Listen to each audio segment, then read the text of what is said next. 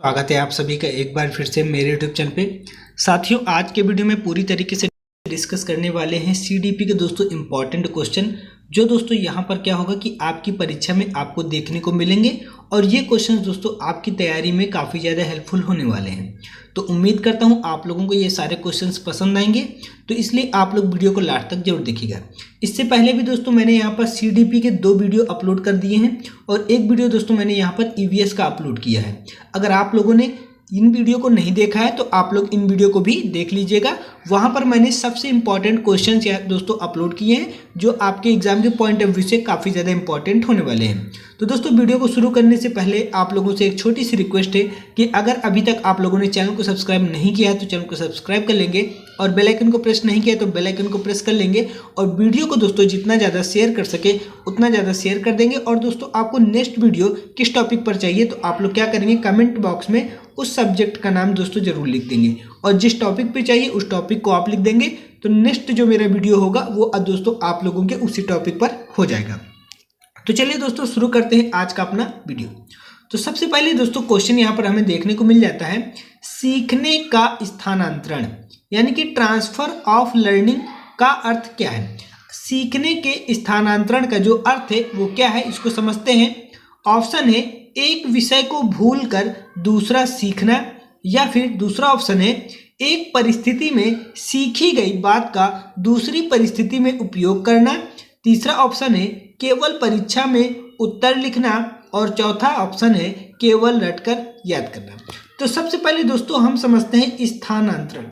स्थानांतरण का मतलब क्या होता है, ट्रांसफर। ट्रांसफर का मतलब क्या होता है, एक जगह से दोस्तों एक जगह से दूसरी जगह पर जब हम जाते हैं तो उसको दोस्तों हम बोलते हैं ट्रांसफर। लेकिन यहाँ पर ट्रांसफर की बात हो रही है सीखने के ट्रांसफर की।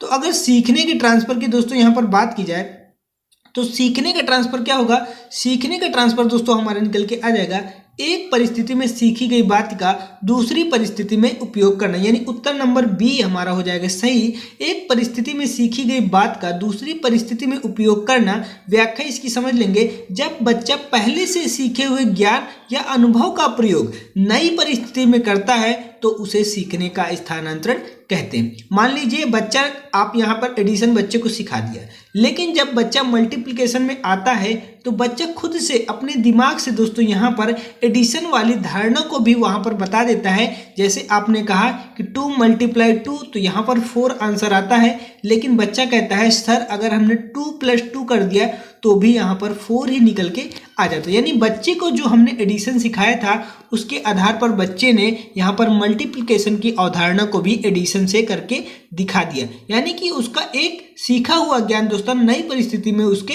काम आ गया। तो दोस्तों ये हमारा हो गया सीखने का स्थानांतरण। अब दोस्तों नेक्स्ट क्वेश्चन की बात करते हैं। नेक्स्ट क्वेश्चन है दोस्तों हमारा, थार्नडाइक ने कौन सा नियम नहीं दिया है। थार्नडाइक ने कौन सा नियम नहीं दिया है, तो पहला है दोस्तों ऑप्शन प्रयास और त्रुटि का नियम यानी कि ट्रायल एंड एरर का नियम। सेकंड है तत्परता का नियम। आप दोस्तों हो गया यहाँ पर रेडीनेस का। तीसरा नियम है प्रभाव का नियम, लॉ ऑफ इफेक्ट। और उसके बाद चौथा है समीपता का नियम, लॉ ऑफ प्रॉक्सिमिटी। तो यहाँ पर तो हमें बताना है कि नहीं दिया है, यानी कि ऐसा नियम जो थार्नडाइक ने नहीं दिया है। तो थार्नडाइक ने दोस्तों यहाँ पर प्रयास और त्रुटि का नियम दिया है, तत्परता का नियम दिया है, इसके साथ साथ प्रभाव का नियम भी दिया है। लेकिन क्वेश्चन में हमसे पूछा गया है कि थार्नडाइक ने कौन सा नियम नहीं दिया है। तो इस क्वेश्चन का जो राइट आंसर हो जाएगा वो हो जाएगा समीपता का नियम। समीपता का नियम थार्नडाइक ने नहीं दिया है। तो आखिरकार समीपता का नियम दिया किसने, तो व्याख्या देखेंगे। समीपता का नियम गेस्टाल्ट मनोवैज्ञानिकों ने दिया था और थार्नडाइक ने दोस्तों तत्परता का, अभ्यास का और प्रभाव का नियम दोस्तों यहाँ पर दिया गया। तो इस क्वेश्चन का जो राइट आंसर हो जाएगा वो हो जाएगा समीपता का नियम। इसके बाद दोस्तों बात करते हैं नेक्स्ट क्वेश्चन की। नेक्स्ट क्वेश्चन है दोस्तों हमारा, आंतरिक प्रेरणा का उदाहरण कौन सा है, यानी कि आंतरिक जो प्रेरणा है उसका उदाहरण हमें बताना है। तो पहला ऑप्शन है पुरस्कार पाने के लिए पढ़ना, दूसरा ऑप्शन है परीक्षा पास करने के लिए पढ़ना, तीसरा ऑप्शन है जिज्ञासा से स्वयं पढ़ना और चौथा ऑप्शन है डांट से बचने के लिए पढ़ना। तो हमसे पूछा है आंतरिक प्रेरणा का उदाहरण क्या है। साथियों, आपने क्लास में कुछ ऐसे बच्चे भी देखे होंगे जिन्हें अगर आप लर्न करने के लिए नहीं भी बोलते हैं, फिर भी वो बच्चे क्या करते हैं, अपने आप जो है वो लर्न करना क्या करते हैं, स्टार्ट कर देते हैं। यानी कि बिना कहे ही जो बच्चे लर्न करना स्टार्ट कर देते हैं उनके अंदर दोस्तों यहाँ पर आंतरिक प्रेरणा दोस्तों पाई जाती है, और ऐसे बच्चे क्या होते हैं, अपनी जिज्ञासा से पढ़ना शुरू कर देता है। तो इस क्वेश्चन का जो राइट आंसर हो जाएगा वो हो जाएगा ऑप्शन नंबर सी, जिज्ञासा से स्वयं पढ़ना। अगर व्याख्या की बात की जाए दोस्तों, तो जब बच्चा अपनी रुचि और जिज्ञासा के कारण सीखता है तो इसे आंतरिक प्रेरणा कहते हैं। बात करते हैं दोस्तों नेक्स्ट क्वेश्चन की। नेक्स्ट क्वेश्चन है, बच्चों में व्यक्तिगत भिन्नताएं किससे संबंधित है। अच्छा, बच्चों में जो व्यक्तिगत भिन्नताएं आती हैं वो किससे संबंधित है, इसके बारे में हमसे पूछा गया है। तो ऑप्शन नंबर 1 है, सभी बच्चे एक जैसे होते हैं। दूसरा है, बच्चों की क्षमताओं, रुचियों और गति में अंतर होता है। सभी बच्चों का समान स्तर पर सीखना, या फिर केवल शारीरिक अंतर। अच्छा, व्यक्तिगत भिन्नता किससे संबंधित हो सकता है, तो इसका जो राइट आंसर हो जाएगा वो हो जाएगा उत्तर नंबर बी, बच्चों की क्षमताओं, रुचियों और गति में अंतर। क्योंकि अलग अलग बच्चा अलग अलग क्वालिटीज के साथ होता है दोस्तों। हर बच्चा अपने आप में क्या होता है, यूनिक होता है, और हमें हर बच्चे को लेकर के ही वर्क करना है। तो इस क्वेश्चन का जो राइट आंसर हो जाएगा वो हो जाएगा ऑप्शन नंबर बी, बच्चों की क्षमताओं, रुचियों और गति में अंतर। चलिए व्याख्या देख लेते हैं। हर बच्चा अलग गति और तरीके से सीखता है। शिक्षक को इन्हीं व्यक्तिगत भिन्नताओं का ध्यान रखना चाहिए। आपकी क्लास में अलग अलग परिवेश के बच्चे होंगे, आपको उन सभी को ध्यान में रख करके क्या करना है, उन्हें सिखाना है। तो यही एक टीचर की दोस्तों यहाँ पर निशानी होती है। बात करते हैं दोस्तों नेक्स्ट क्वेश्चन की।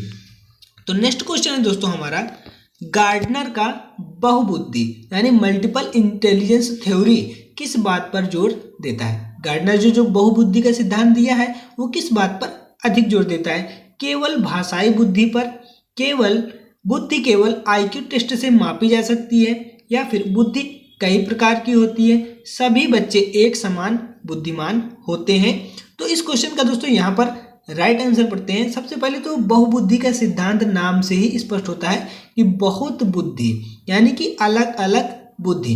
तो इस क्वेश्चन का जो राइट आंसर हो जाएगा वो हो जाएगा ऑप्शन नंबर सी, बुद्धि कई प्रकार की होती है। अच्छा, तो व्याख्या क्या है इसकी, गार्डनर ने 8 प्रकार की बुद्धियों का उल्लेख किया है, जैसे कि भाषाई बुद्धि, तार्किक बुद्धि, संगीतमय बुद्धि, शारीरिक बुद्धि, प्राकृतिक बुद्धि, दृश्य स्थानिक बुद्धि, आत्मज्ञानात्मक और सामाजिक बुद्धि।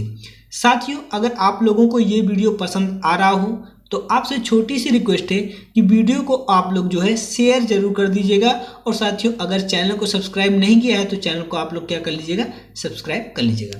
तो चलिए दोस्तों देखते हैं नेक्स्ट क्वेश्चन। नेक्स्ट क्वेश्चन है, शिक्षण अधिगम प्रक्रिया में फीडबैक का मुख्य उद्देश्य क्या है। फीडबैक का मतलब क्या है, जब हम बच्चे को लर्न कराते हैं और लर्न कराने के बाद हम बच्चे से क्वेश्चंस पूछते हैं, तो अगर बच्चा उत्तर दे देता है तो हम समझ जाते हैं कि हमने जो पढ़ाया है वो सही पढ़ाया है और बच्चे को समझ में भी आ गया है। अच्छा, तो फीडबैक का अर्थ क्या है, बच्चों को दंड देना, केवल अंक देना, बच्चों को सही दिशा में मार्गदर्शन देना, बच्चों की आलोचना करना। तो सबसे पहले आलोचना नहीं हो सकता, केवल अंक से हमारा काम नहीं चलने वाला है, और बच्चों को दंड तो बिल्कुल भी नहीं दिया जा सकता। तो हमारा राइट आंसर हो जाएगा उत्तर नंबर सी, बच्चों को सही दिशा में मार्गदर्शन देना। अच्छा, बच्चों को सही दिशा में मार्गदर्शन देना चाहिए, तो व्याख्या क्या है, फीडबैक से बच्चा अपनी गलतियों को समझकर सुधार करता है और सीखने की गुणवत्ता भी क्या होती है, बढ़ जाती है। तो बात करते हैं नेक्स्ट क्वेश्चन है हमारा, सृजनात्मकता का सही उदाहरण कौन सा है, यानी क्रिएटिविटी का सही एग्जाम्पल कौन सा है। केवल रटकर याद करना, प्रश्नों को अलग दृष्टिकोण से हल करना, केवल नकल करना, केवल परीक्षा पास करना। तो सृजनात्मकता का सही उदाहरण कौन सा हो जाएगा, ऑप्शन नंबर बी, प्रश्नों को अलग दृष्टिकोण से हल करना। अच्छा, व्याख्या क्या है, सृजनात्मकता का अर्थ है मौलिक, नवीन और उपयोगी विचार प्रस्तुत करना। तो साथियों समझ गए आप लोग सृजनात्मकता क्या क्या मतलब है। सृजनात्मकता का मतलब है अलग दृष्टिकोण से प्रश्न को हल करना। नेक्स्ट क्वेश्चन है दोस्तों, बच्चों में अधिगम बाधाओं में कौन शामिल है? बच्चों में जो अधिगम बाधाएं आती हैं उनमें कौन शामिल है, यानी कि लर्निंग डिसेबिलिटीज। सबसे पहले देखते हैं दोस्तों, डिस्लेक्सिया, क्या ये बच्चों की अधिगम में बाधा है? डिस्ग्राफिया, क्या ये बच्चों के अधिगम में बाधा है? डिस्कैलकुलिया, क्या ये बच्चों के अधिगम में बाधा है? तो सबसे पहले समझते हैं डिस्लेक्सिया। डिस्लेक्सिया एक बीमारी है जो कि पढ़ने की कठिनाई है। डिस्ग्राफिया, इसमें लिखने की समस्या होती है। और डिस्कैलकुलिया, इसमें गणितीय कठिनाई होती है। क्या ये तीनों यानी कि उपरोक्त सभी बाधाएं हैं? तो जी हाँ, बिल्कुल, इस प्रश्न का राइट आंसर हो जाएगा ऑप्शन नंबर डी, उपरोक्त सभी। अधिगम बाधाएं, व्याख्या समझते हैं। अधिगम बाधाएं विशेष कठिनाइयां हैं जिनमें बच्चा सामान्य बुद्धि होते हुए भी पढ़ने, लिखने या गणित करने में कठिनाई का अनुभव करता है। नेक्स्ट क्वेश्चन है दोस्तों, बालिका शिक्षा पर विशेष जोर क्यों दिया जाता है? केवल संख्या बढ़ाने के लिए, सामाजिक समानता और सशक्तिकरण के लिए, लड़कों से प्रतिस्पर्धा कराने के लिए, केवल कानून पालन करने के लिए? तो इस क्वेश्चन का राइट आंसर हो जाएगा सामाजिक समानता और सशक्तिकरण के लिए जो है बालिकाओं को शिक्षा पर ज्यादा जोर दिया जाता है। व्याख्या देते हैं, शिक्षा से बालिकाएं आत्मनिर्भर बनती हैं और समाज में समानता और प्रगति सुनिश्चित करती हैं। नेक्स्ट क्वेश्चन है दोस्तों, और ये वीडियो का लास्ट क्वेश्चन है। उम्मीद करता हूँ आपको ये सारे क्वेश्चंस पसंद आ रहे होंगे। फॉर्मेटिव मूल्यांकन का उद्देश्य क्या है?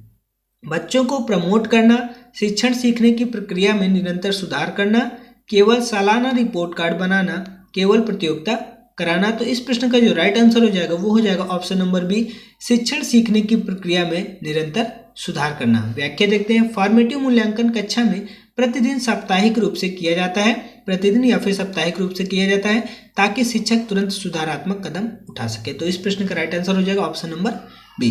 साथियों, ये यहाँ पर मोस्ट इंपॉर्टेंट क्वेश्चन मैंने लिए हैं। अभी दोस्तों यहाँ पर मैं आप लोगों के लिए लॉन्ग वीडियो भी लेकर के आऊँगा, तो आप लोग चैनल के साथ जुड़े रहें। और वीडियो आप लोगों को कैसा लगा और आज के प्रश्न का लेवल कैसा लगा और प्रश्न कैसे लगे, कमेंट के माध्यम से जरूर बताइएगा। और दोस्तों चैनल को सपोर्ट करिएगा, आपकी सपोर्ट की हमें काफ़ी ज़्यादा ज़रूरत है।